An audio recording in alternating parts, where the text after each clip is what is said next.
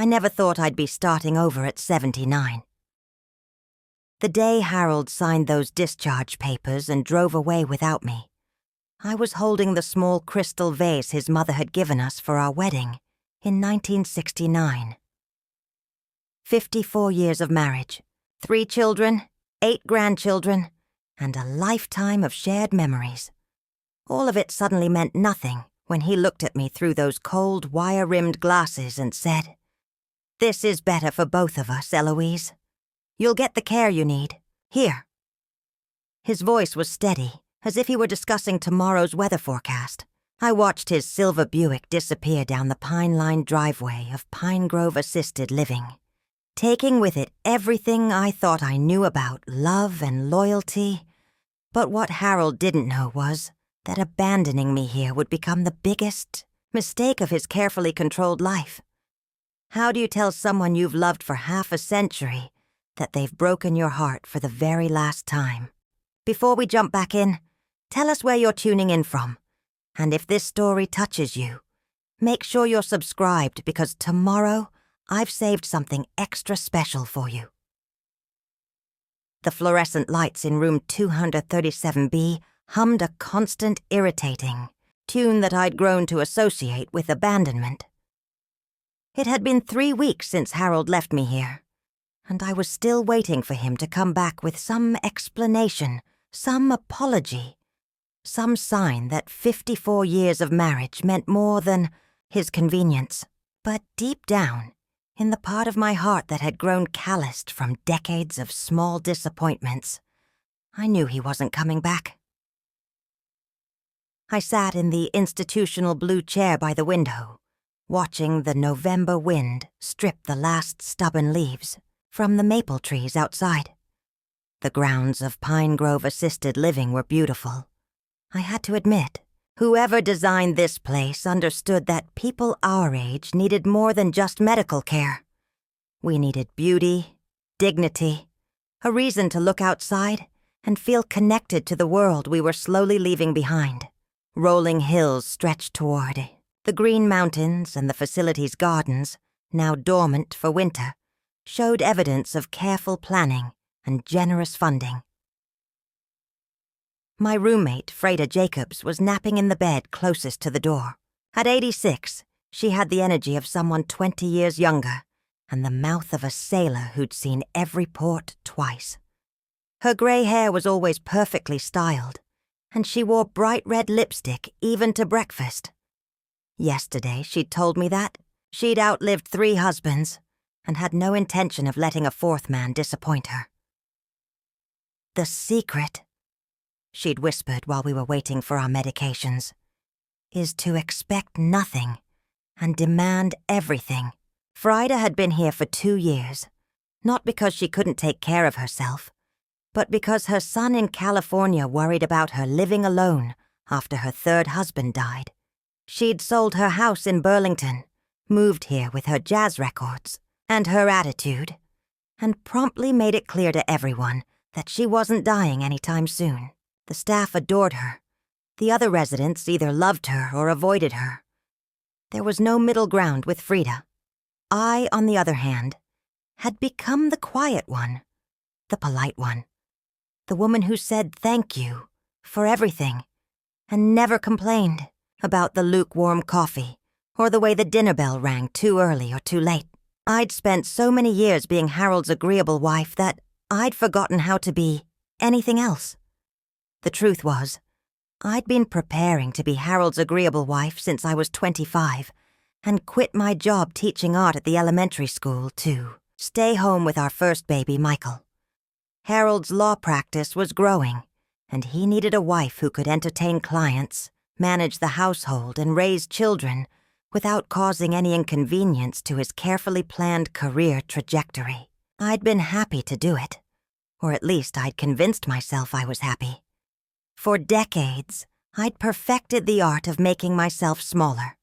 When Harold decided we couldn't afford for me to go back to school to finish my master's degree in art therapy, I nodded and said I understood.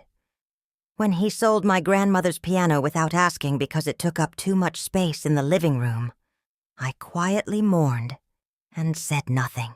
When he retired early and expected me to be his constant companion for golf games and dinner parties I had no interest in, I smiled and bought appropriate outfits. The children, Michael, Linda, and David, had grown up watching their father make decisions and their mother accommodate them. They loved me, I knew that. But they'd learned to see me as Harold saw me. Pleasant, undemanding, easily managed.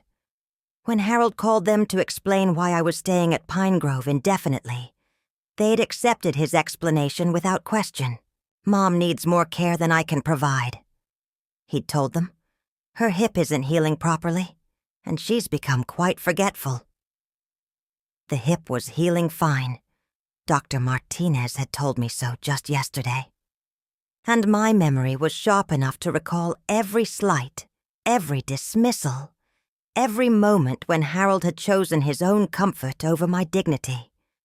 But Harold had always been persuasive, and our children had learned long ago not to question their father's version of reality. My daily routine at Pinegrove had become predictable. Breakfast at 7:30 in the dining room, where I sat with Mrs. Chen, who spoke very little English but smiled frequently, and Mr. Rodriguez, who told the same stories about his time in the Navy every morning. Physical therapy at 9, with a cheerful young man named Marcus, who insisted my hip was doing beautifully. Lunch at noon, followed by what the staff optimistically called activities, bingo, chair exercises, or craft time that reminded me painfully of the art classes I used to love teaching. The afternoons were the hardest. That's when the loneliness settled in like fog, thick and suffocating. I'd tried reading, but the books in the facility library were mostly romance novels with cracked spines and mystery stories I'd read years ago. I'd tried watching television in the common room, but the game shows and soap operas made me feel like I was wasting whatever time I had left. It was during one of these afternoon lulls that Talia Nguyen first really talked to me. She was my primary nurse, a woman in her late 20s with kind eyes and an efficiency that suggested she was working too many hours for too little pay. Most of our interactions had been professional.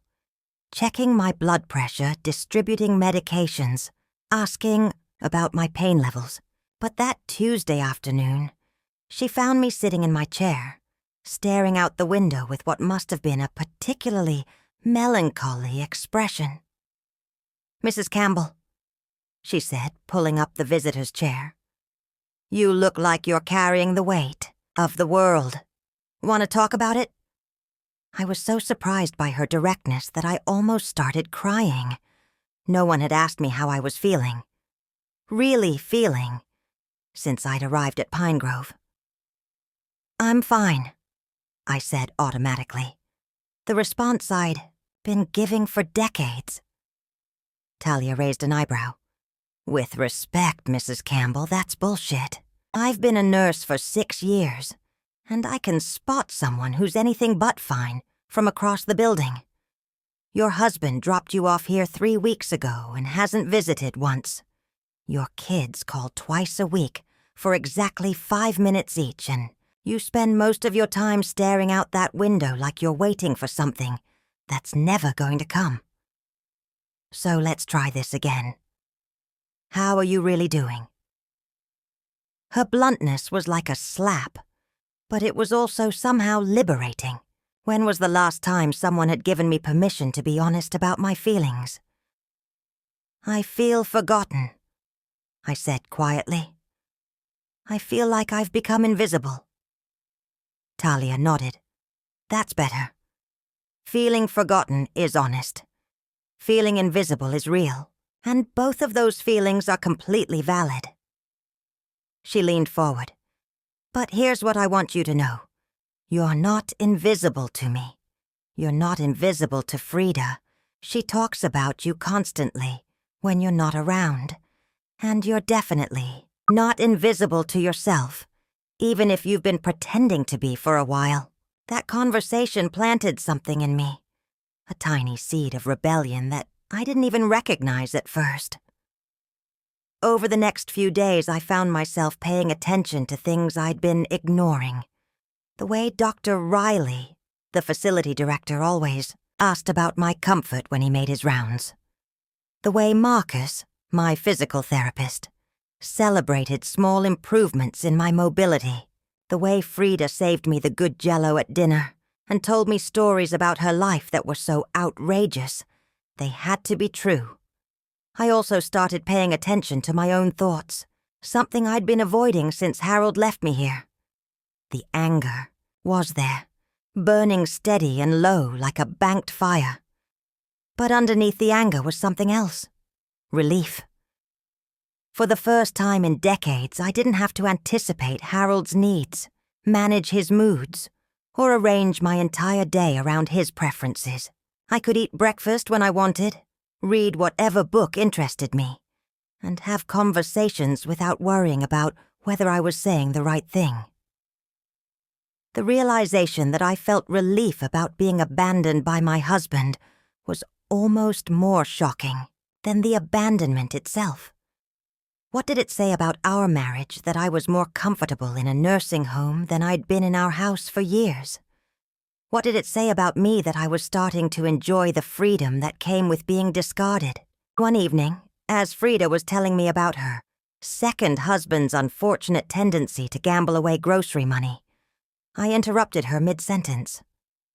"Frida," I said, "what would you do if someone hurt you so badly that you couldn't forgive them, but you couldn't forget them either?" She studied me with sharp blue eyes that had seen too much to be shocked by anything. "Honey," she said, "I'd make sure they remembered me for the rest of their lives, but not the way they expected to." The call came on a Thursday morning while I was in physical therapy. Marcus was helping me work on my balance when Talia appeared in the doorway with an expression I'd never seen before, a mixture of anger and disbelief that made my stomach drop before she even spoke. "Mrs. Campbell," she said carefully, "I need to speak with you when you're finished here." 20 minutes later, I was sitting in Dr. Riley's office, still in my therapy clothes, while he explained what Harold had done.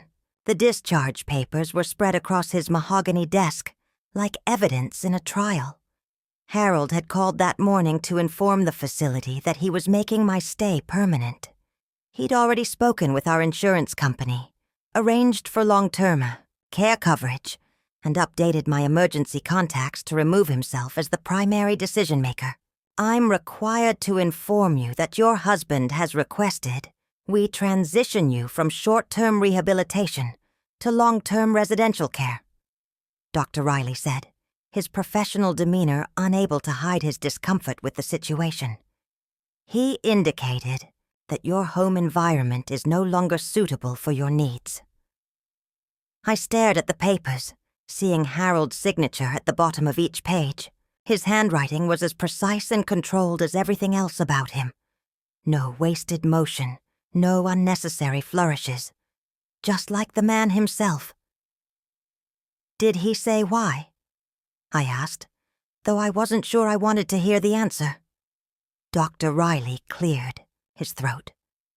"He mentioned that managing your care at home would be too challenging, given his own health concerns, and he felt that Pinegrove could provide better medical supervision." "What health concerns?" I asked. Harold played golf 3 times a week and had the blood pressure of a man 20 years younger. Dr. Riley looked uncomfortable. "I can only share what he told us, Mrs. Campbell. I haven't evaluated Mr. Campbell's medical status myself." Talia, who had been standing silently near the window, finally spoke. "Mrs. Campbell, you have rights in this situation. You can contest this decision. You can demand to speak with your husband directly. You can involve your children in the conversation." But even as she said it, I knew I wouldn't do any of those things. The humiliation of fighting to go back to a man who clearly didn't want me was more than I could bear. And the children, they would side with Harold. They always did. He would convince them that this was the compassionate choice, the responsible choice, the choice that showed how much he cared about my well-being. "I understand," I said quietly, though I understood nothing at all. That afternoon I called Linda from the phone in the common room. She answered on the second ring, breathless, from chasing her youngest around the playground. "Mom, I was just thinking about calling you. How are you feeling? Dad said you're doing so much better." "Linda, did you know that your father has made my stay here permanent?" There was a pause, and I could hear her son laughing in the background. "He mentioned that the doctors thought you might need to stay a little longer. But permanent? Are you sure? I'm holding the papers, sweetheart." Another pause, longer this time. "Mom, I'm sure Dad is just being cautious. You know how he worries about you. And honestly, after what happened with the fall, maybe it's not such a bad idea to have medical staff nearby. The fall? That's what everyone called it now, as if it were some defining moment that changed everything about my capabilities. I'd slipped on a wet bathroom floor and broken my hip. It was an accident, not evidence of my incompetence or frailty. But Harold had used it as proof that I could no longer be trusted to live safely at home. "I'm healing well," I told Linda. "The physical therapist says I'm ahead of schedule." "That's wonderful, Mom. But Dad's probably thinking long-term, you know. Prevention rather than cure.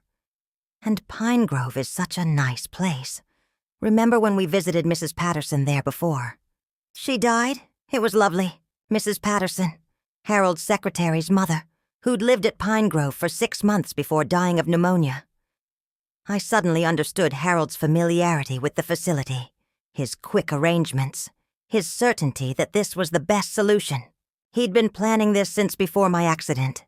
"Linda," I said, trying to keep my voice steady, "I want to come home." "Oh, Mom." Her voice was gentle but firm, the tone she used with her children when they asked for something she couldn't give them. "You know we all want what's best for you. And right now, with Dad's back acting up and the stairs in your house, maybe this is what's best, at least for now. Harold's back. Another mysterious ailment that appeared whenever he needed an excuse to avoid responsibility. I'd watched him carry golf clubs and move furniture just last month without a single complaint about his back. After I hung up, I sat in the common room and watched other residents play a half-hearted game of cards. Mrs. Chen was knitting something pink and soft. Mr. Rodriguez was telling his Navy stories to anyone who would listen. Frida was holding court near the piano, making 3 other women laugh with what was probably an inappropriate story about her youth. They all seemed content, or at least resigned to their circumstances. Most of them had children who visited regularly, who called frequently, who included them in family decisions. Most of them had come here because they needed care, not because they'd been discarded. That evening, Frida found me in our room, sitting in my chair and staring at nothing. She took one look at my face and closed the door behind her. "All right," she said, settling onto her bed. "Tell me what that bastard did now." I'd never called Harold a bastard, not even in my own mind. But hearing Frida say it felt oddly liberating, so I told her everything. About the discharge papers, about Harold's mysterious health problems, about Linda's gentle insistence that this was for the best. Frida listened without interrupting, her red lipstick bright against her pale skin. When I finished, she was quiet for a long moment. "Honey," she finally said, "that man didn't just abandon you. He erased you. He made a decision about your entire future without asking what you wanted, and then he got your own daughter to agree with him. That's not caregiving, that's disposal." The word hit me like a physical blow. Disposal. Like I was something that had outlived its usefulness and needed to be put somewhere out of sight. "But what can I do?" I asked. I have nowhere else to go. No money of my own. No way to live independently. Frida studied me with those sharp blue eyes. You know what the difference is between us, Eloise? I expected my husbands to disappoint me, so when they did, I was ready for it. You expected yours to love you, so when he betrayed you, it broke something inside you that you didn't even know was breakable. She was right. I'd built my entire identity around being Harold's wife, the woman who supported his dreams and managed his life and asked for nothing in return. Without that role, who was I? But here's what I learned after husband number 2 tried to leave me for his 22-year-old dental hygienist. Frida continued. The best revenge isn't getting even. It's becoming someone they never expected you to be. That night, I lay awake listening to Frida's gentle snoring and thinking about what she'd said. Harold had made his choice, and our children had accepted it. I could spend the rest of my life being bitter about it. Or I could figure out who Eloise Campbell was when she wasn't trying to be the perfect wife and mother. For the first time since I'd arrived at Pinegrove, I felt something other than sadness or anger. I felt curious about what I might discover about myself if I stopped waiting for Harold to change his mind. Curious about what kind of life I might build in this place I'd never chosen, but could no longer leave. The next morning I asked Talia if there was somewhere private I could write. She looked surprised but pleased. There's a small library on the second floor that's usually empty in the afternoons. It has a nice desk by the window. What are you planning to write? I'm not sure yet, I said, but I think it's time I started telling my own story. The library on the second floor became my refuge. It was smaller than the common areas with just 6 bookcases and 2 reading chairs arranged around a circular table. The desk Talia had mentioned sat beneath a large window that looked out over the facility's herb garden, where a few hardy plants still showed green despite the November cold. I'd found a composition notebook in the facility's supply closet, the kind I used to give my elementary school students for their writing assignments. The cover was marbled in blue and black, and the pages were lined with that familiar pale blue that took me back to classrooms, filled with small hands struggling to form letters.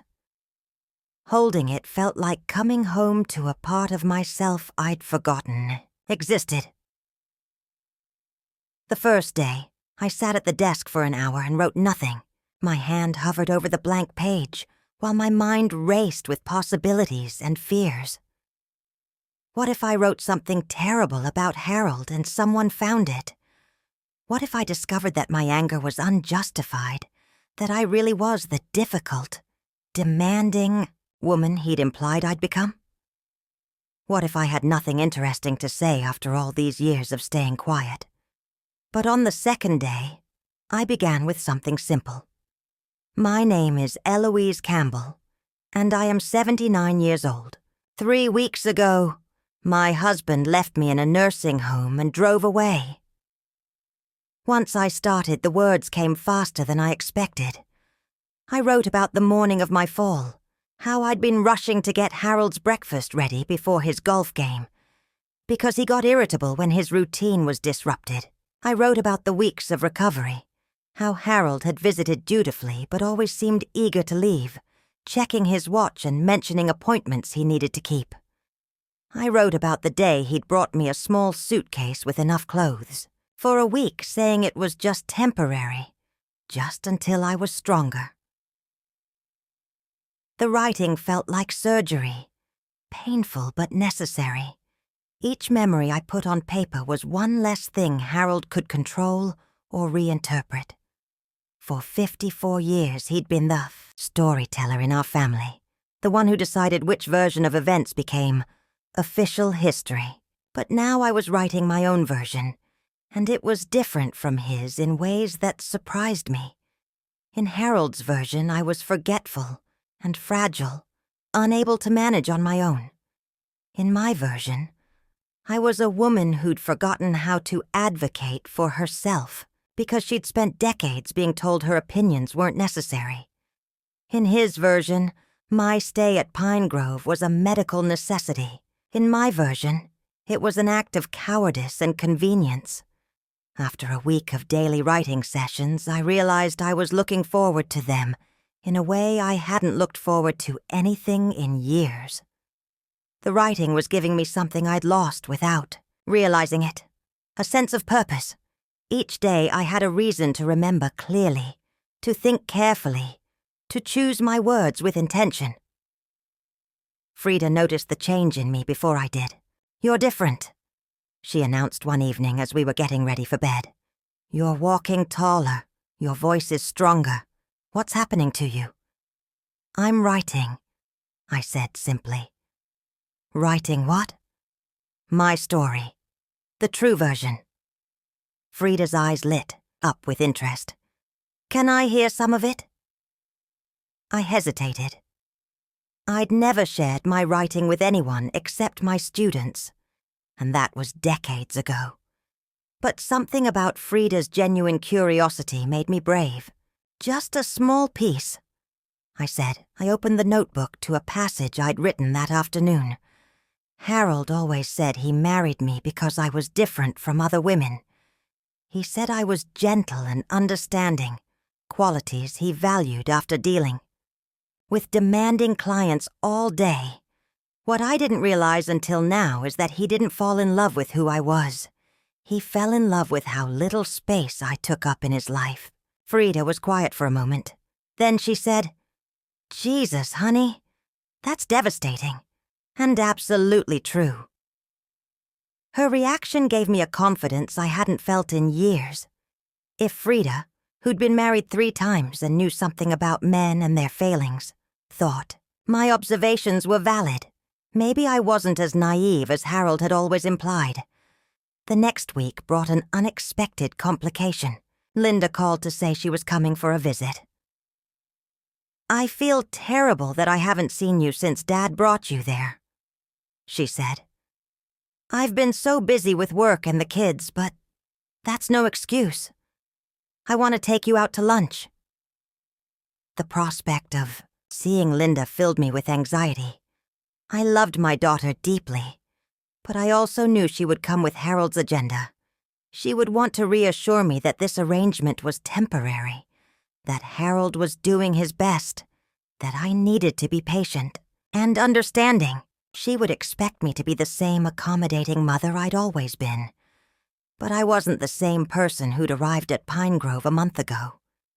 The writing had changed something fundamental in how I saw myself and my situation. I was no longer willing to pretend that Harold's abandonment was an act of love, or that my forced residence here was a medical necessity. Linda arrived on a Saturday afternoon, looking harried and guilty. She was carrying flowers from the grocery store and wearing the expression of someone fulfilling an unpleasant duty. We hugged in the lobby, and I could feel her tension in the way she held herself, stiff and careful, as if I might break or become hysterical. "You look good, Mom," she said, though her eyes were scanning me for signs of decline. "Are you eating enough? You seem thinner." "I'm fine," I said automatically, then caught myself. Talia's voice echoed in my memory. "That's bullshit." Instead I said, "Actually, I'm better than fine. I'm discovering things about myself I'd forgotten." Linda looked puzzled but didn't ask what I meant. We drove to a small cafe in town, making awkward conversation about her children and her job. It wasn't until we were seated with our sandwiches that she brought up the real reason for her visit. "Mom, I want you to know that Dad is really struggling with this decision. He didn't want to leave you at Pinegrove, but he's worried about your safety. And honestly, his health isn't great either. His back has been bothering him more, and Dr. Peterson thinks he might need surgery." I took a careful bite of my sandwich and considered my response. The old Eloise would have nodded sympathetically and asked concerned questions about Harold's fictional back problems. The new Eloise had been writing her truth for 2 weeks and was no longer willing to collaborate in Harold's lies. "Linda," I said quietly, "your father played 18 holes of golf yesterday. I know because Mrs. Chen's son works at the country club, and he mentioned seeing him there. A man who needs back surgery doesn't carry golf clubs for 4 hours." Linda's face flushed. Maybe he's trying to keep his spirits up. Golf is important to him." "His spirits," I repeated. "What about mine?" "Mom, you know we all want you to be happy. But you have to understand, Dad can't provide the level of care you need. What if you fell again? What if something happened while he was out? He'd never forgive himself." I set down my sandwich and looked at my daughter, really looked at her. She was 48 years old, a successful marketing executive, a loving mother to 2 children. But sitting across from me, she looked like a little girl trying to convince herself that a lie was true, because the truth was too painful to accept. "Linda," I said gently, "when was the last time your father cooked a meal, or did laundry, or cleaned a bathroom? In 54 years of marriage, I've been the one providing care. I've been the one managing our household, our social calendar, our family relationships. The only thing I need care for is a broken hip that's healing beautifully. What your father can't provide isn't medical care. It's basic human kindness." Linda's eyes filled with tears. "Don't say that. Dad loves you. He's not good at showing it anymore." "Sweetheart, love isn't something you show. It's something you do. And what your father has done is abandon me when I was vulnerable, and then convince our children that it was an act of compassion." We finished lunch in uncomfortable silence. Linda drove me back to Pinegrove with the radio playing softly between us. As we pulled into the parking lot, she finally spoke. "Mom, I don't know what to do with what you've told me. I can't fix this. I can't make Dad change his mind. And I can't take you to live with us. Our house isn't set up for someone with mobility issues." "I'm not asking you to fix anything," I said. "I'm just asking you to see the situation clearly. Your father didn't leave me here because I need care. He left me here because he didn't want to provide it. That evening I sat in the library and wrote about lunch with Linda. I wrote about the pain of watching my own daughter choose her father's comfortable lies over her mother's difficult truth. I wrote about the loneliness of being the only person willing to call our family's dysfunction by its real name. But I also wrote about something unexpected: gratitude. I was grateful to be in a place where I could write freely, think clearly, and begin to understand who I was when I wasn't constantly managing Harold's needs and expectations.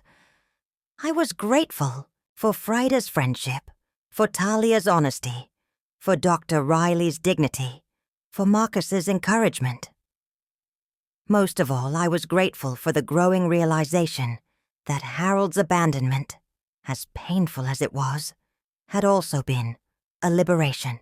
For the first time in decades, I was living according to my own preferences, making my own choices, speaking my own truth. As I closed the notebook that evening, I realized I was no longer writing just for myself. I was writing for Harold, too. The letter. He didn't know he was going to receive. The reckoning he didn't know was coming. The letter that would finally tell him who I really was and what his abandonment had cost us both. November melted into December, bringing the first snow and an unexpected opportunity. Dr. Riley stopped by my table during lunch one Tuesday, carrying a folder and wearing the expression of someone with a proposition. "Mrs. Campbell," he said, settling into the empty chair beside me, "I have a question for you. Talia mentioned that you used to be a teacher and that you've been doing some writing. I'm wondering if you'd be interested in contributing to our facility newsletter." I looked up from my soup, startled. "Your newsletter?" "The Pinegrove Gazette. We publish it monthly, for residents and families. Usually it's just activity schedules and birthday announcements, but I'd like to include more personal stories, resident perspectives on life here, memories from the past, that sort of thing. Would you consider writing something for our January issue?" The old Eloise would have deflected, insisting she wasn't a real writer, that her thoughts weren't important enough to publish. But the woman who'd been filling composition notebook pages for 3 weeks felt a surge of interest. "What kind of story are you looking for?" "Whatever feels authentic to you. Maybe something about adjusting to life at Pinegrove, or reflections on changes you've experienced. Our families always appreciate hearing directly from residents about their experiences here." That afternoon, I sat in the library with a new sense of purpose. The newsletter would reach Harold, Linda, and everyone else who thought they understood my situation. It would be my first public platform in decades, my chance to speak directly to the people who'd made decisions about my life without consulting me. I started writing about the difference between being cared for and being warehoused, about the distinction between medical necessity and emotional abandonment. But as the words flowed, I realized I was writing something more complex than an accusation. I was writing about discovery, about finding community in unexpected places, about learning that resilience could bloom even in the soil of betrayal. While I wrote, Pinegrove around me was transforming for the holidays. Talia and the other staff members had strung lights in the common areas and set up a tree in the main lobby. Frida had organized a group to make paper snowflakes, which now decorated the dining room windows. Even the most withdrawn residents seemed affected by the season's energy, joining conversations they'd previously avoided. I found myself becoming part of this community in ways I hadn't expected. Mrs. Chen, whose English was limited but whose smile was universal, had started saving the crossword puzzles from the newspaper for me. Mr. Rodriguez had begun including me in his Navy stories, asking if I'd heard them before, and seeming genuinely pleased when I laughed at the right moments. Dr. Martinez, who oversaw my physical therapy, had started recommending books from his personal collection, creating informal literary discussions during our sessions. Most surprisingly, I'd become something of a confidant for other residents.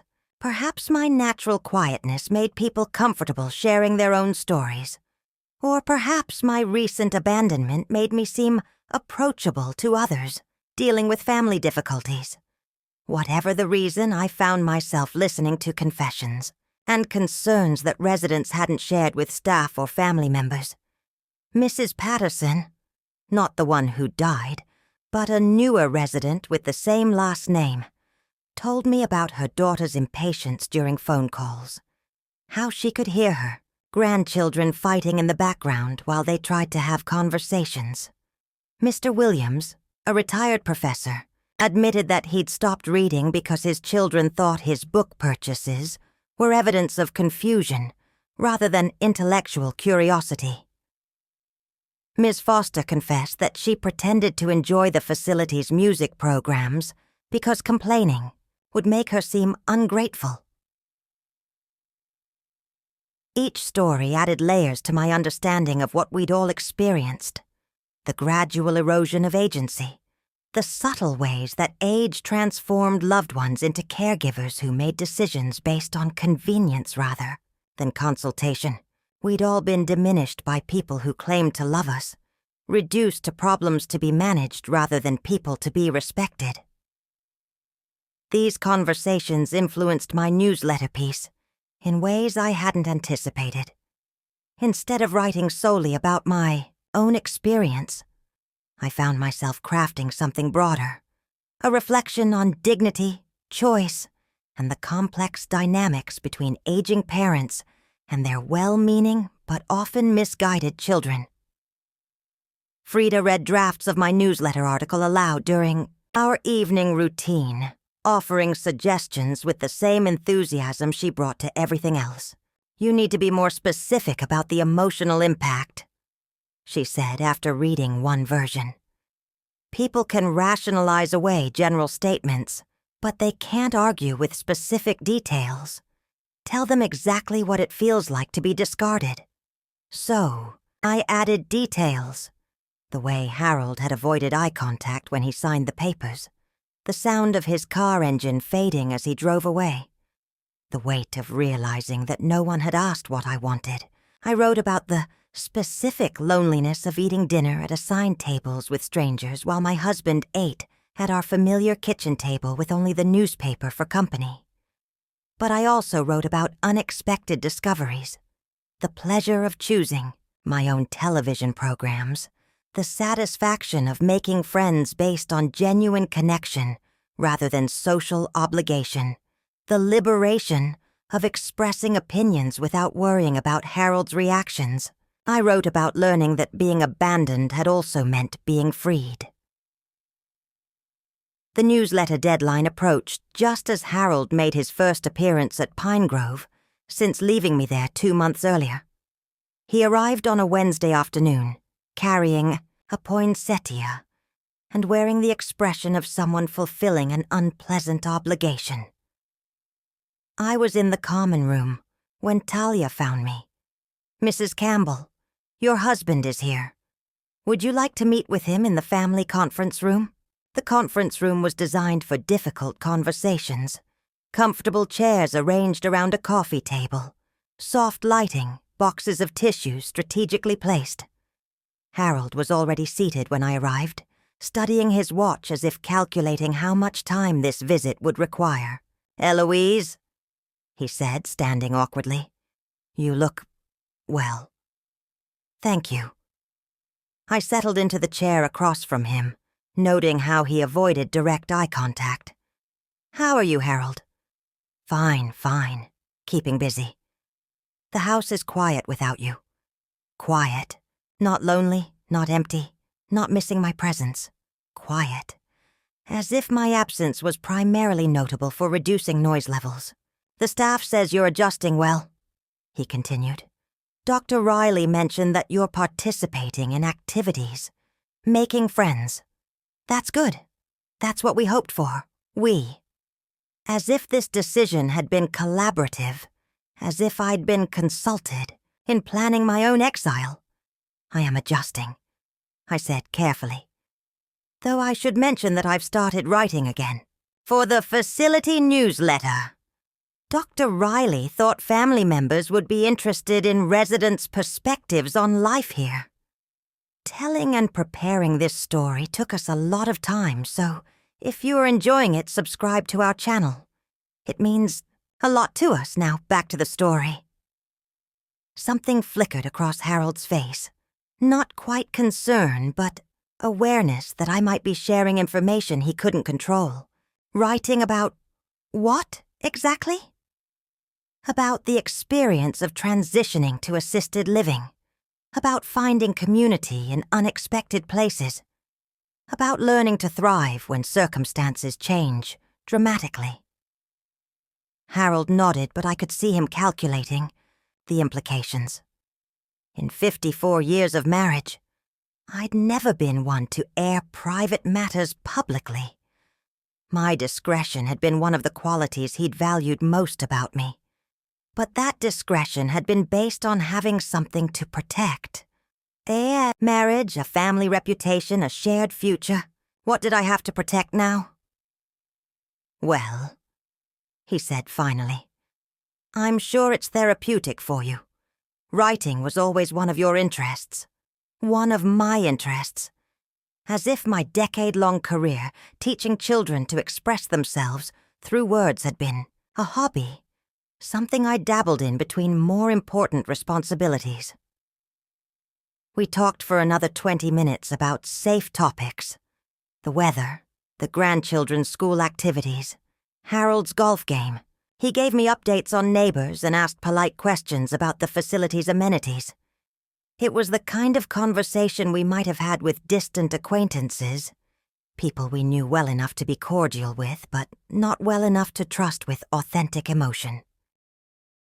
When he left, Harold hugged me briefly and said he'd try to visit again soon. We both knew he wouldn't unless circumstances forced him to. But as I watched him walk toward his car, I realized I didn't care. The man who'd driven away from Pinegrove 2 months ago had been my husband, my anchor, my primary relationship. The man leaving now was someone I'd once known but no longer recognized, someone who'd chosen convenience over love and self-protection over loyalty. That evening I finished my newsletter article. I wrote about the complexity of being grateful for an abandonment that had also been a gift, about learning that some endings were actually beginnings, about discovering that resilience wasn't just about surviving difficult circumstances, but about finding ways to flourish within them. I ended with a paragraph that felt like a promise. To my family and friends reading this, I want you to know that I am not the same woman who was brought here in October. The person you left at Pinegrove was someone who'd forgotten how to speak for herself. The person writing this has remembered who she was before she learned to be so accommodating. I hope you're prepared for the difference. When I handed the article to Dr. Riley the next morning, he read it immediately, his expression growing more thoughtful with each paragraph. When he finished, he looked at me with something that might have been admiration. "Mrs. Campbell," he said, "this is powerful work. Are you sure you want to share something this personal with our entire circulation?" "I'm sure," I said. "It's time my family heard my voice again." The January newsletter would be published in 3 weeks, reaching every family member on Pinegrove's contact list, including Harold, Linda, and everyone else who thought they understood my situation. It would be my first public statement as the woman I was becoming, rather than the woman I'd been trained to be.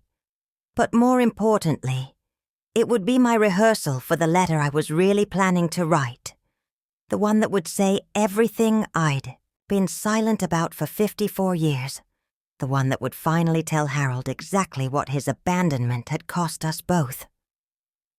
The newsletter came out on January 15th, and the response was immediate. Linda called the same day it was published, her voice tight with emotions I couldn't quite identify. "Mom, I read your article in the Pinegrove newsletter. We need to talk." "Of course, sweetheart. What did you think of it?" "I think you've been holding back a lot of feelings, and I think Dad and I need to understand what's really happening with you. Can I come see you this weekend? And would it be okay if I brought someone with me?" The someone turned out to be Linda's husband, Tom, and a woman I'd never met named Patricia Morrison. Patricia was carrying a briefcase and wore the expression of someone accustomed to handling delicate situations. When we gathered in the family conference room that Saturday afternoon, she introduced herself as an elder law attorney. "Mrs. Campbell," Patricia said, "Linda asked me to meet with you because she's concerned about some legal documents that your husband has been discussing with his attorney. Documents that could significantly affect your future." I felt something cold settle in my stomach. "What kind of documents?" Linda reached across the table and took my hand. "Mom, Dad has been talking about having you declared incompetent. He wants legal guardianship over your affairs." The words hung in the air like a physical blow.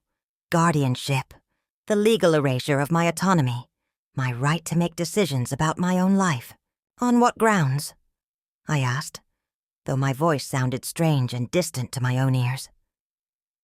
"He's claiming that your placement here is evidence of diminished capacity," Patricia explained gently.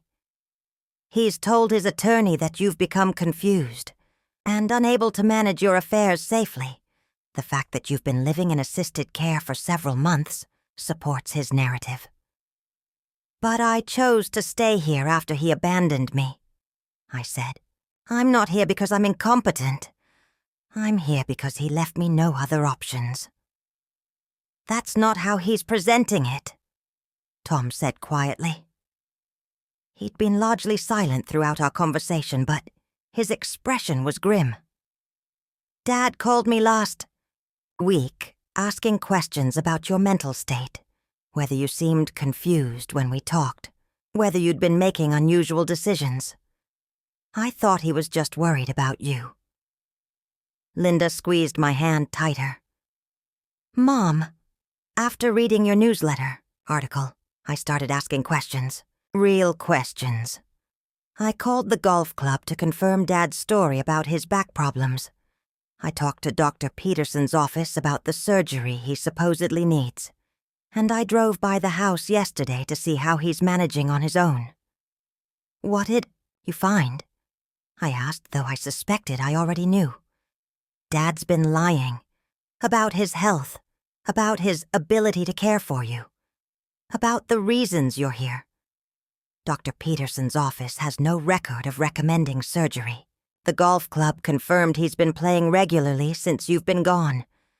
And the house. Linda's voice broke slightly. Mom, he's already started redecorating. He's removed most of your things from the common areas and converted your sewing room into a home office. The betrayal was so complete, so calculated that I almost laughed. While I'd been learning to live without him, Harold had been systematically erasing me from our shared life and preparing to make that erasure legal and permanent. There's more, Patricia said carefully. Based on what Linda has told me about your family's financial situation, I believe your husband may be attempting to protect assets by establishing guardianship. If he can prove you're incompetent, he can make decisions about property sales, investments, and care arrangements without your consent. I thought about our house, the one I decorated and maintained for 30 years.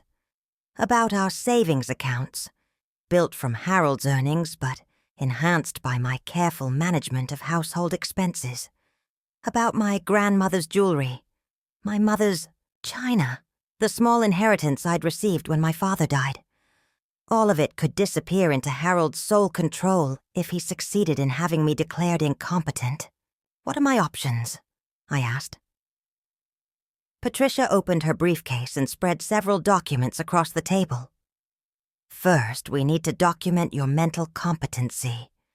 I'll arrange for an independent psychological evaluation that will demonstrate your cognitive abilities. Second, we need to establish your voluntary residence here. The fact that you've been contributing to the newsletter and participating actively in facility life works in your favor. Third, we need to examine your financial situation and determine what protections we can put in place. But most importantly, she continued, we need to act quickly. If Harold files his guardianship petition before we can establish your competency and voluntary status, it becomes much more difficult to contest. Linda was crying quietly now, and Tom was rubbing her shoulders. Mom, I'm so sorry. I should have questioned Dad's story from the beginning.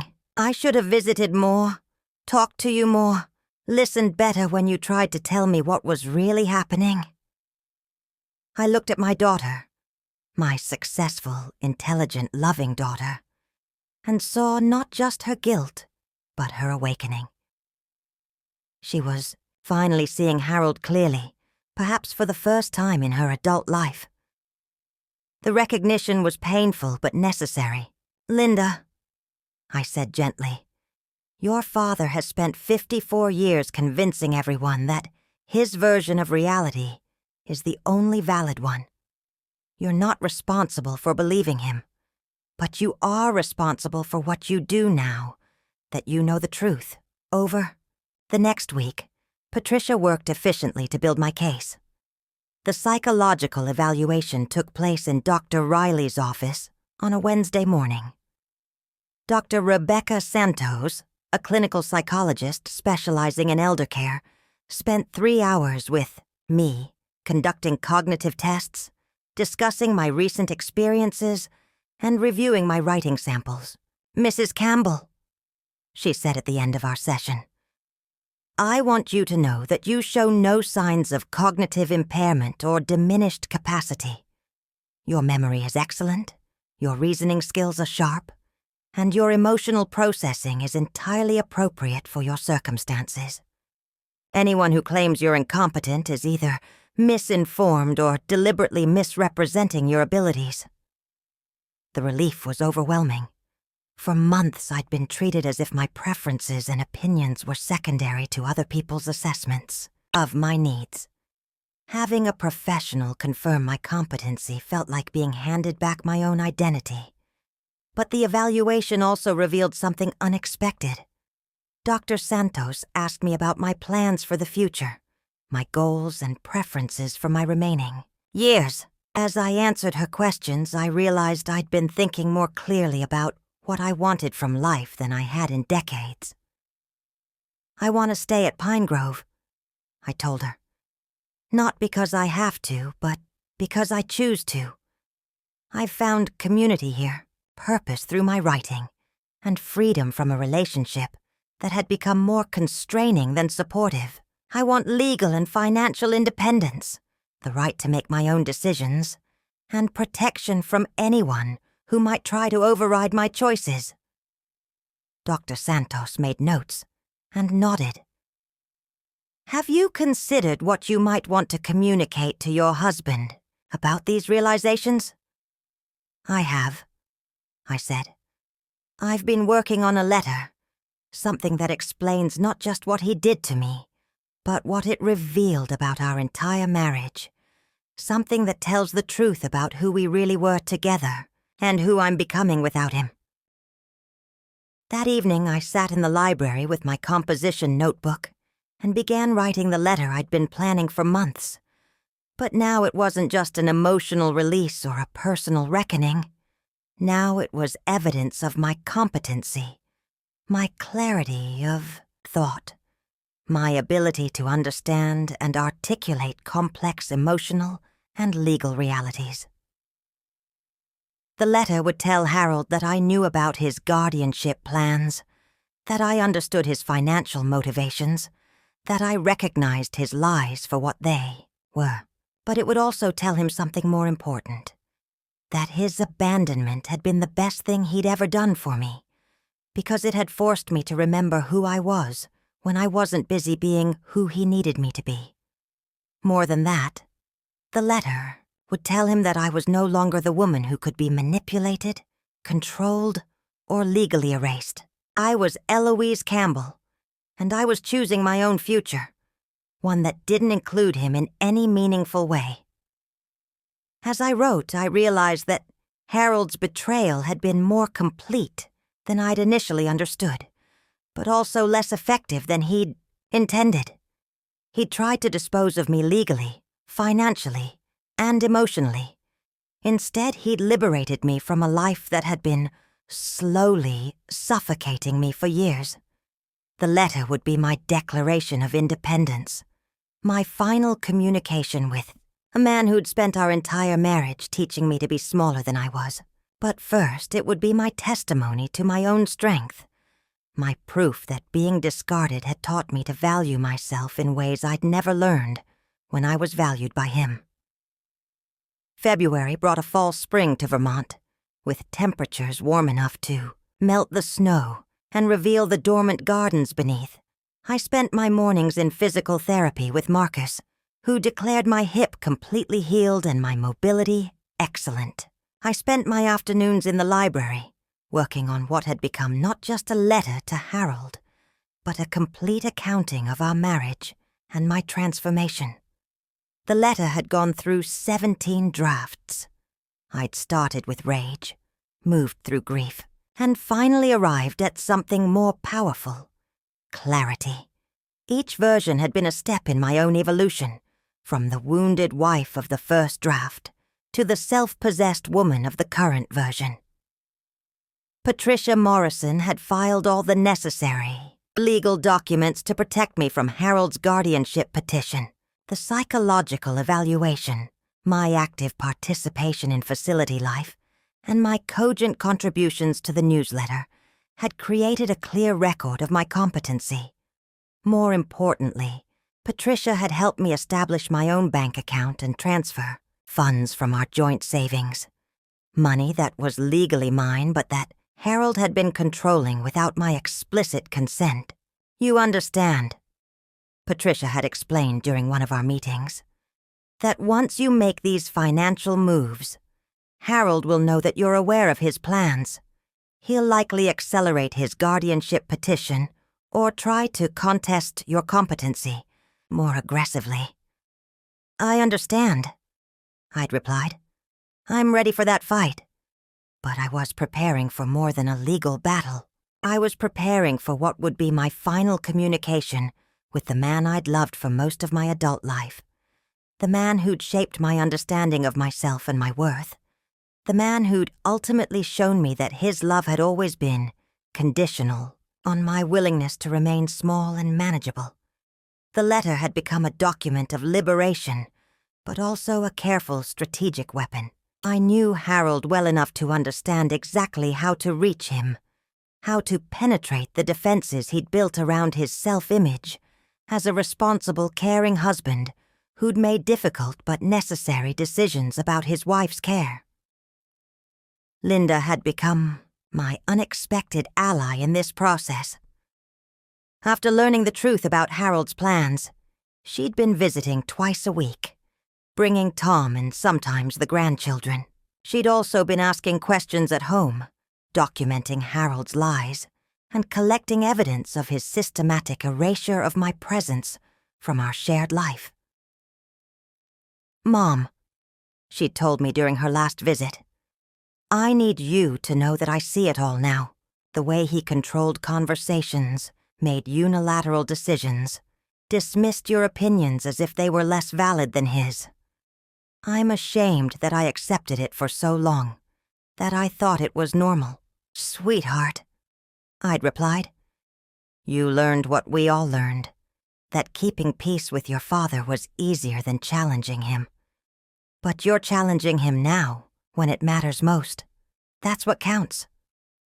Frida had been reading each draft of the letter, offering feedback with her characteristic bluntness. You're being too kind, she'd said about draft 12. This man tried to steal your entire future. Stop protecting his feelings and start protecting your truth. So I'd made the letter sharper, more specific, more devastating in its precision. I detailed not just Harold's recent betrayals, but the pattern of control and dismissal that had characterized our entire marriage. I'd written about the dreams I'd abandoned, the opinions I'd swallowed, the self-advocacy I'd learned to suppress because it made Harold's life easier. But I'd also written about my gratitude, because Harold's abandonment had forced me to discover who I was when I wasn't busy being who he needed me to be. It had shown me that I was stronger, more resilient, and more interesting than either of us had realized. It had taught me that love without respect was just comfortable slavery, and that being alone was infinitely better than being with someone who saw my needs as inconveniences.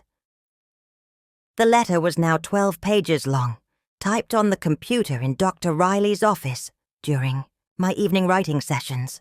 It was simultaneously personal and universal, specific to Harold, but relevant to anyone who'd ever been diminished by someone who claimed to love them. More importantly, the letter was designed not just for Harold, but for everyone who would read it after him. Because I decided that this letter wouldn't remain private. It would be shared with Linda, with our sons, with the friends and family members who'd accepted Harold's version of our story without question. It would be my public testimony to what our marriage had really been, and who I really was beneath the accommodating facade I'd maintained for so long. Talia had been helping me plan the letter's distribution. As a nurse, she understood family, dynamics, and the importance of controlling narratives around health and aging. "Mrs. Campbell," she'd said, "you have to understand that once you send this letter, there's no going back. Your relationship with Harold will be permanently changed. Your children's understanding of their family history will be rewritten. Are you prepared for that?" "I'm prepared," I'd told her. "I've spent 54 years living in Harold's version of our story. It's time everyone heard mine." The timing had become crucial. Patricia had learned through her contacts that Harold's attorney was planning to file the guardianship petition within the next 2 weeks. Harold had apparently grown impatient with the gradual approach and was ready to make his move more aggressively. But I had my own timeline now.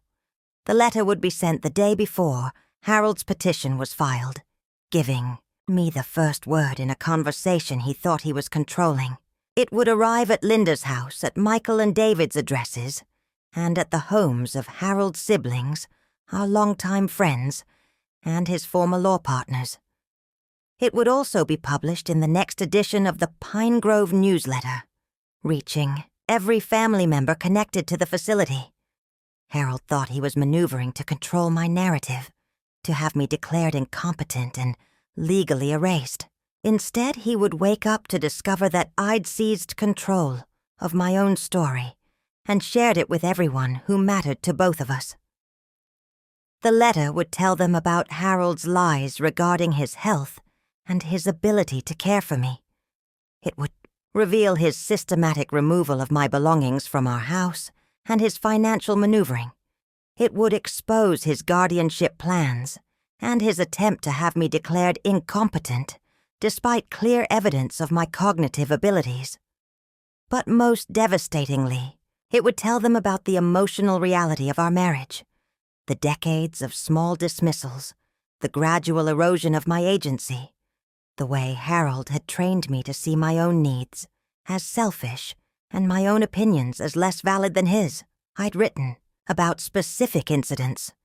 The time he'd sold my grandmother's piano without consulting me, claiming it was taking up too much space.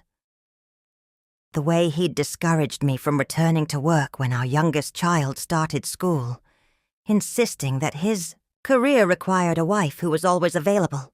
The countless social situations where he'd interrupted my conversations or corrected my stories, subtly communicating to others that my version of events couldn't be trusted.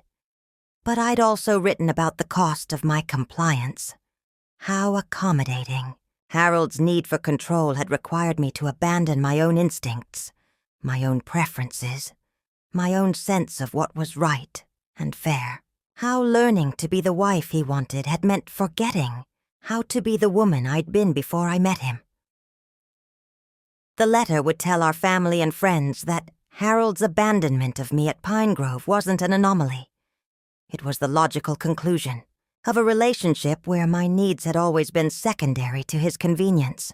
And it would tell them that his attempt to have me declared incompetent wasn't motivated by concern for my welfare, but by his determination to maintain control over me, even after he'd discarded me. Most importantly, the letter would tell them who I'd become in the months since Harold left me at Pinegrove. Not the diminished, confused woman he'd described to his attorney, but a clear-thinking, articulate, self-advocating person who'd finally remembered how to speak for herself. As I prepared the final draft, I realized that the letter had become more than just my communication to Harold. It had become my manifesto, my declaration of independence, my testimony to the possibility of transformation even in the 8th decade of life. Tomorrow I would send it. Tomorrow everyone who'd accepted Harold's version of our story would learn mine. Tomorrow the carefully constructed narrative of our marriage would be replaced by the truth. And the day after that, when Harold's attorney filed his guardianship petition, it would be met by a woman who'd already told the world exactly who she was and what she was capable of. A woman who could no longer be silenced, controlled, or legally erased by a man who'd spent 54 years teaching her to be smaller than she was. The letter was ready. I was ready. Harold had no idea what was coming. I sent the letter on a Tuesday morning in late February, while Harold was playing golf, and Linda was at work, and the world was going about its ordinary business, unaware that I was about to detonate the carefully constructed narrative of my marriage. The copies went out simultaneously, certified mail to Harold, overnight delivery to Linda, Michael, and David, regular mail to Harold's siblings and our longtime friends, and email copies to everyone whose addresses I could remember or find. Dr. Riley had agreed to include it in the next Pinegrove newsletter, which would reach every family member on the facility's contact list. I'd titled it simply, "A Letter from Eloise Campbell." No explanation, no warning, no softening of what was to come. Just my name and my words, finally unfiltered by Harold's expectations or my own decades of learned accommodation. The letter began, "To my family and friends, I am writing to tell you the truth about my marriage to Harold Campbell and my residence at Pinegrove Assisted Living.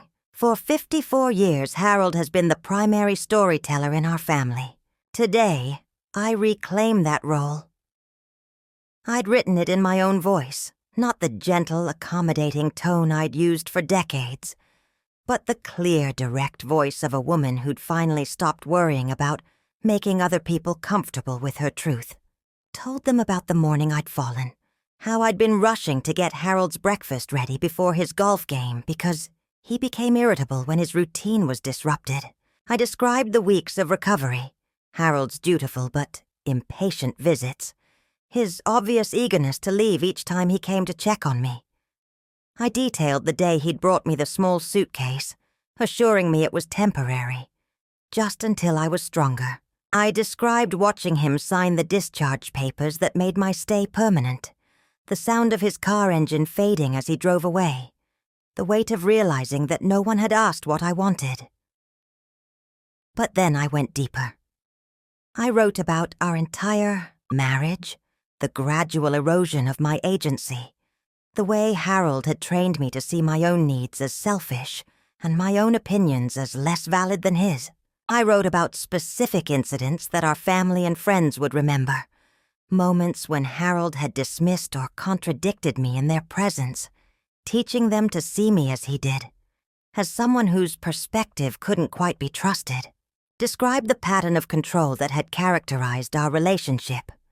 Harold making unilateral decisions about our finances, our social life, our home, and our future. I wrote about the countless times I deferred to his judgment, not because I agreed with it, but because disagreeing required more energy than I could sustain while managing everything else he expected me to handle.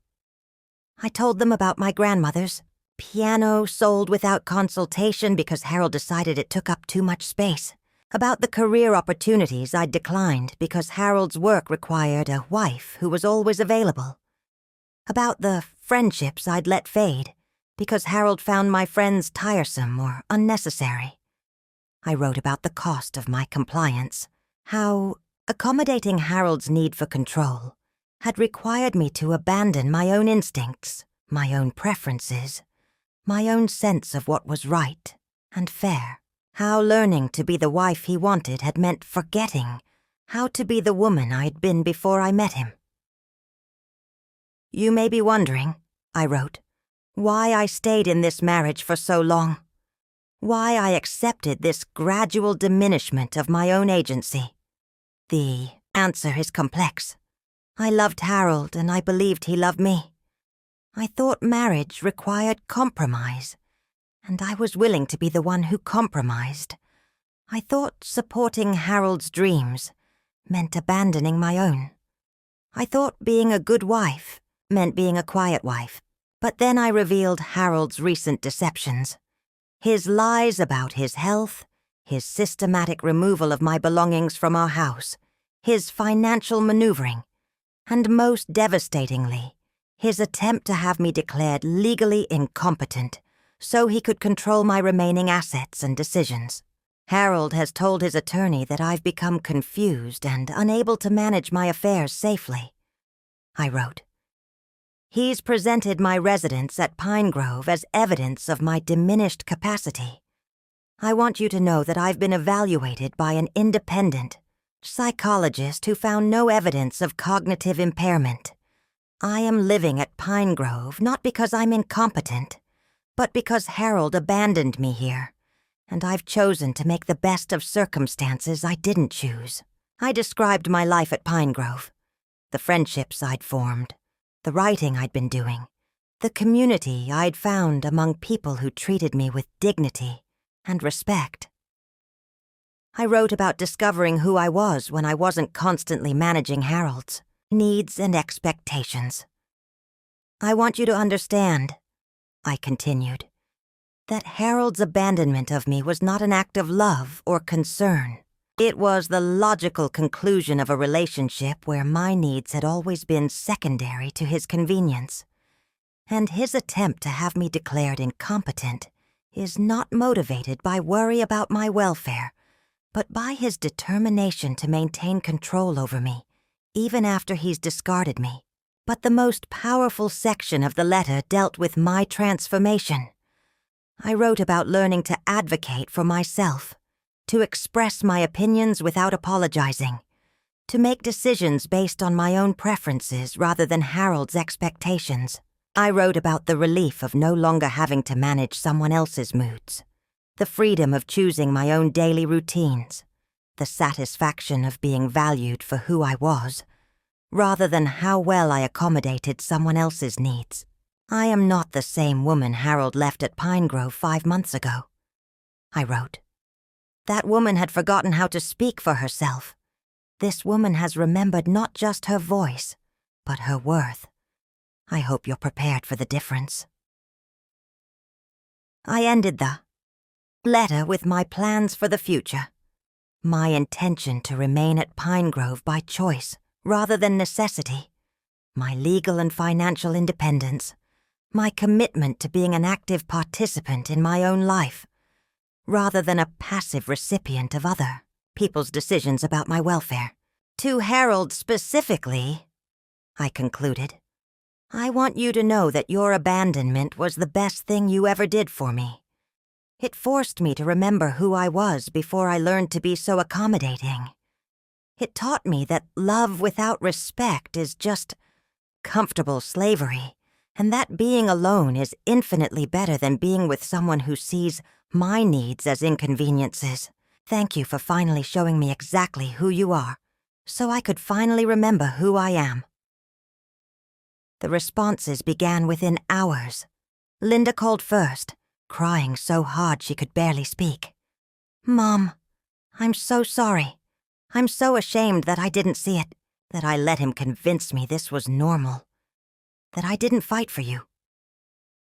Michael called from Seattle that evening, his voice tight with anger. Mom, I had no idea. I thought Dad was being responsible, taking care of you. I never questioned. I should have questioned everything. David drove up from Boston the next day, arriving at Pinegrove with flowers and an expression of stunned recognition. I've been thinking about everything you wrote, he said, and I'm remembering things differently now. The way Dad talked over you at family dinners, the way he made decisions without consulting you, the way we all just accepted it as normal. But it was Harold's response that surprised me most. He appeared at Pinegrove the morning after the letter was delivered, not with his usual calculated composure, but with the frantic energy of someone whose carefully constructed world was collapsing. I met him in the family conference room, the same space where he'd visited me months earlier with his awkward small talk and his obvious eagerness to leave. This time, he was the one who seemed diminished, confused, off balance. Eloise, he said, his voice strained. What have you done? My phone has been ringing all morning. My sister called, my former partners, the neighbors. Everyone has questions I don't know how to answer. I told them the truth, I said simply. Something I should have done years ago. The truth? Harold's face flushed red. You've made me look like a monster. You've twisted everything, made our entire marriage sound like some kind of abuse. People are looking at me like I'm a criminal. I've described our marriage accurately. If that makes you look like a monster, perhaps you should consider what that tells you about your behavior. Harold stared at me as if I were a stranger. And perhaps I was. The woman who'd accommodated. His need for control for 54 years was gone, replaced by someone who would no longer pretend that his comfort was more important than her truth. You can't do this, he said desperately. You're my wife. We have a life together, a history. You can't just rewrite everything. I haven't rewritten anything, I replied. I've simply told the story from my perspective instead of yours. The difference is that my version includes my experience, my feelings, my agency. Your version never did. That's when Harold played his final card. The guardianship petition is already filed. You'll be evaluated by the court. They'll see that this letter, this vindictive attack, is evidence of your instability. I smiled then, the first genuine smile I'd felt in his presence for years. Harold, the court will see that. This letter was written by a cogent, articulate woman who understands her situation clearly and can advocate for herself effectively. They'll see documented evidence of my competency and your deception. But most importantly, they'll see that you're trying to legally erase a woman who's finally found her voice. Harold left that day looking older than his 76 years, deflated and bewildered by a reality he could no longer control. The guardianship petition was withdrawn a week later when his attorney realized that the evidence clearly supported my competency and independence. But the real victory wasn't legal. It was personal. I'd spent my entire adult life believing that love required self-sacrifice, that marriage meant accommodating someone else's vision of who I should be. Harold's abandonment had taught me that real love required respect, and that the most important relationship I'd ever have was the one with myself. The letter had changed everything. My family's understanding of our history, my children's relationship with their father, my own sense of who I was and what I deserved. But most importantly, it had established once and for all that I was not the same woman Harold had left at Pinegrove. I was someone who could no longer be silenced, controlled, or diminished by anyone who claimed to love me. Spring came early, to Vermont that year, arriving in late March with the kind of gentle warmth that makes you believe in second chances. I was sitting in the herb garden behind Pinegrove, watching Frida teach 2 new residents how to plant basil, when Dr. Riley approached with news that would have terrified me 6 months earlier. Mrs. Campbell, he said, settling onto the bench beside me, I wanted to let you know that we've received approval from your insurance company to cover your continued residence here on an elective basis. You're medically cleared to live independently, which means staying at Pinegrove is entirely your choice now. Choice. The word that had been absent from my vocabulary for so long that I'd forgotten its weight, its power, its essential role in a life worth living. Thank you, I said. I'd like to stay,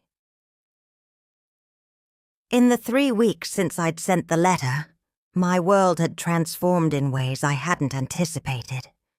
The legal battle with Harold had ended not with dramatic courtroom confrontation, but with quiet capitulation. Faced with clear evidence of my competency and documented proof of his deceptions, Harold's attorney had advised him to withdraw the guardianship petition and negotiate a separation agreement instead. Patricia Morrison had guided me through those negotiations with the same efficiency she'd brought to protecting me from Harold's legal maneuvering. The settlement gave me half of our assets, enough to pay for my residence at Pinegrove indefinitely, and to live comfortably according to my own preferences. More importantly, it gave me complete autonomy over my financial, medical, and personal decisions. Harold had moved to a condominium in Burlington, closer to the golf course he'd always preferred to our shared home anyway. He'd called twice since the separation agreement was finalized, both times to discuss practical matters. Insurance forms, tax documents, the logistics of completely separate lives. Our conversations had been polite and brief, the kind of exchanges you might have with a helpful stranger. The children had each processed the revelations in their own way. Linda had become a fierce advocate for my independence, visiting weekly and bringing the grandchildren for extended stays. She'd also started therapy to work through her own understanding of our family dynamics and her role in perpetuating them. "Mom," she'd said during her last visit, "I'm learning that I've been unconsciously replicating some of Dad's patterns in my own marriage. The way I dismiss Tom's opinions sometimes, the way I make unilateral decisions about the kids' schedules. I don't want to be that kind of partner." Michael had flown in from Seattle the month before, spending a week at Pinegrove and conducting what he called listening sessions. Long conversations where he asked me to tell him stories about our family that he'd only heard from Harold's perspective. He'd left with a completely different understanding of his childhood and a commitment to rebuilding our relationship based on who I actually was, rather than who he'd been taught to see. David had been the most shaken by the letter's revelations, perhaps because he'd always been Harold's favorite and had most closely identified with his father's worldview. But he'd also been the most determined to make amends, calling me twice a week and visiting monthly with his wife and children. "I keep thinking about all the times Dad interrupted you at dinner," he'd told me recently. "How he'd correct your stories or dismiss your opinions. And I'm realizing that I learned to see that as normal. I'm having to unlearn 43 years of thinking that Dad's version of everything was automatically more accurate than yours." But perhaps the most surprising change had been in my relationship with Harold's extended family and our longtime friends. The letter had forced everyone to reconsider decades of shared history, to recognize patterns they'd accepted without question. Some had rallied to Harold's defense, insisting that I was being unfair or vindictive. But many others had reached out with their own stories of moments when they'd noticed Harold's dismissive treatment of me, but hadn't felt comfortable addressing it. Harold's sister Margaret had called to apologize for years of family gatherings, where she'd watched her brother dominate conversations and make decisions without consulting me. "I told myself it wasn't my place to interfere," she'd said. "But I should have said something. I should have supported you." Our former neighbor, Janet, had visited to share her own experience of a controlling marriage that had ended in divorce 20 years earlier. "I recognized what was happening," she'd admitted. But I was so focused on surviving my own situation that I didn't reach out to you. I regret that now. Even some of Harold's former law partners had contacted me, expressing surprise at learning about the real dynamics of our marriage, and offering their support for my independence. The letter had created ripples far beyond my immediate family, forcing people to examine their own assumptions about marriage, aging, and the ways that power operates in intimate relationships. At Pinegrove, I'd become something of an inadvertent spokesperson for self-advocacy among older adults. Other residents sought me out for advice about family conflicts, financial concerns, and decisions about their own care. Dr. Riley had asked me to contribute regularly to the newsletter and to lead a monthly discussion group about navigating family relationships in later life. You've given people permission to speak up for themselves, Talia had observed. That letter didn't just change your situation.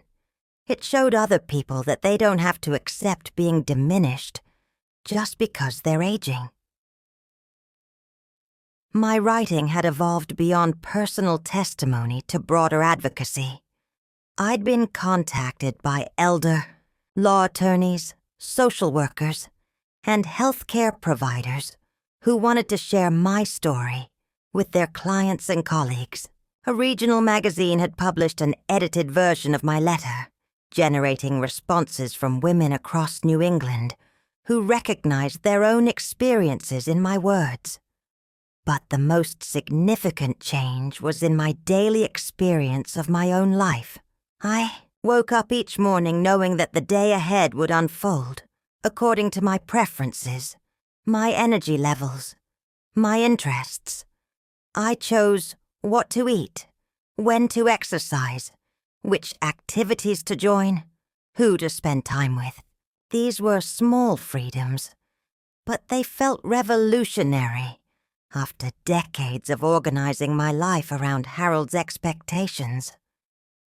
I'd also rediscovered interests I'd abandoned years earlier. The facility had a small art studio where I'd started painting.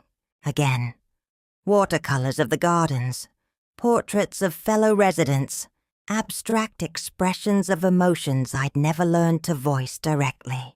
My hands remembered skills I thought I'd lost, and the creative process brought me a satisfaction I hadn't felt since my teaching days. Frida had become my closest confidant and fiercest supporter. At 86, she had the energy of someone half her age, and the wisdom of someone who'd survived multiple betrayals without losing her capacity for joy.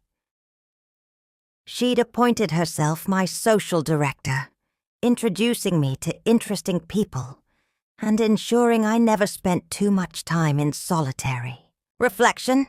You know what the best revenge is? She'd asked me recently as we were getting ready for the facility's spring dance. Living well, living fully, living like the woman you always were underneath all that accommodating bullshit. As spring progressed, I found myself looking forward rather than backward.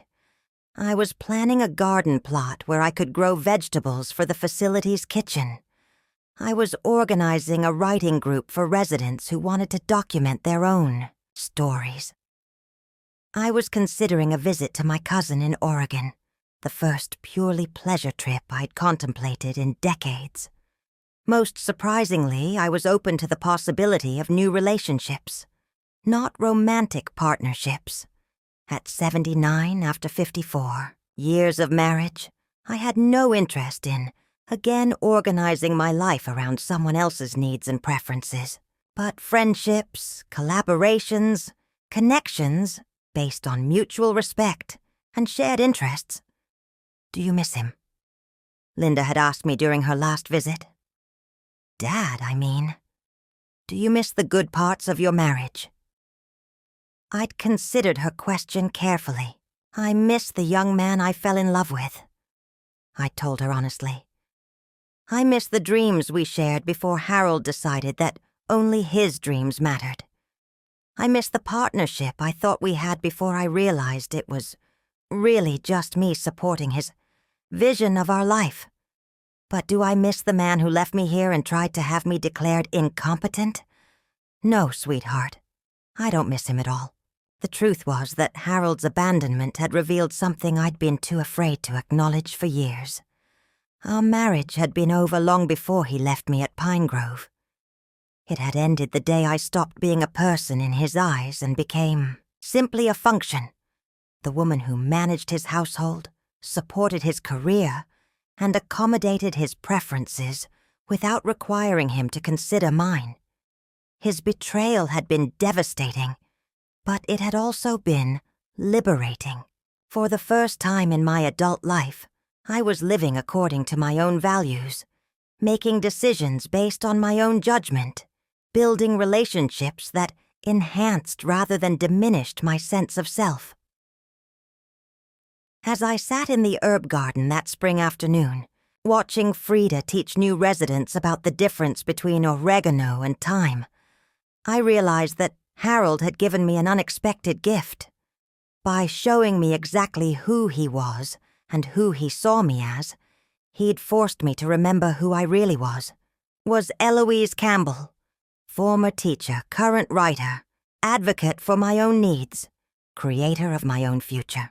I was a woman who'd learned that being abandoned could be the beginning of being found, that being discarded could be the start of being cherished, not by someone else, but by myself.